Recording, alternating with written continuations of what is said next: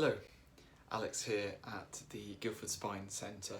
Today we're going to have a talk through 5 things that we can do for lower back pain.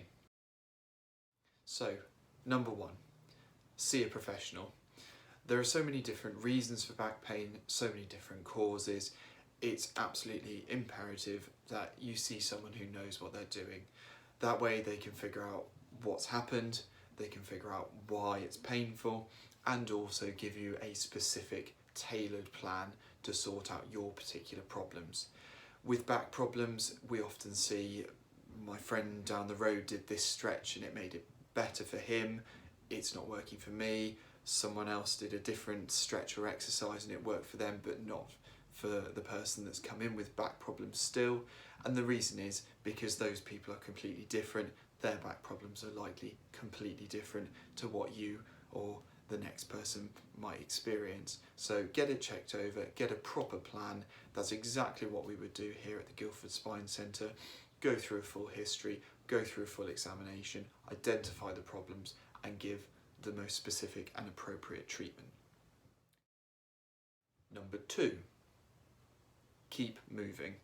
It's really important when you do have back pain that you keep moving. Activity is good. So if it's very severe back pain, what we often advise is move within reason. That's not a case of going out and doing your normal activity, gym, running, whatever you might do, but move around the house, get up, make yourself a cup of tea, a short walk if you feel you can manage it. Don't push yourself to the point where it becomes really, really painful. However, movement, and particularly moving when you have back pain, is generally very good. 3, keep working.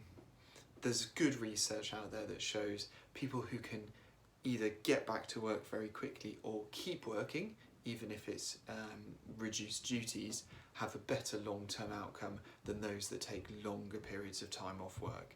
We're very keen here at the Spine Centre to make sure people are back at work as soon as possible.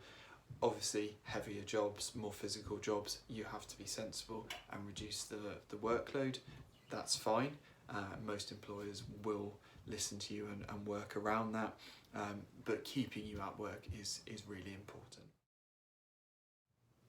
Number 4, use ice.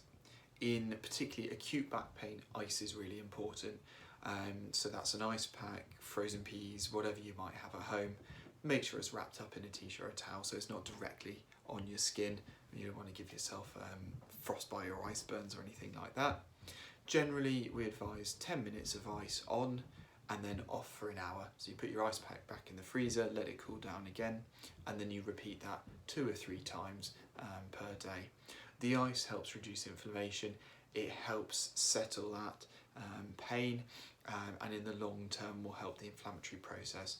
Just like with a sports injury, when you roll your ankle, when you have an injury, you use ice to help bring the inflammation down in the immediate short term. It's very good to use for acute pain in your lower back. Number 5. Generally try and avoid rushing into things like x-rays, MRIs or scans or imaging. Generally, particularly for acute back pain, so short-term back pain, we don't get much benefit from x-raying, scanning, unless there are certain reasons that we would want to do that, and again a professional would run through that, but we generally try and stay away from going and MRIing or scanning very early on. The benefit to doing it isn't there, and it's an unnecessary step where we could be treating you already and getting you feeling better. Obviously we would rule anything we were concerned about out from the initial examination and history. I hope these will be helpful. We're on hand if you want to leave a comment or get in touch. Click the link and we're more than happy to answer any further questions.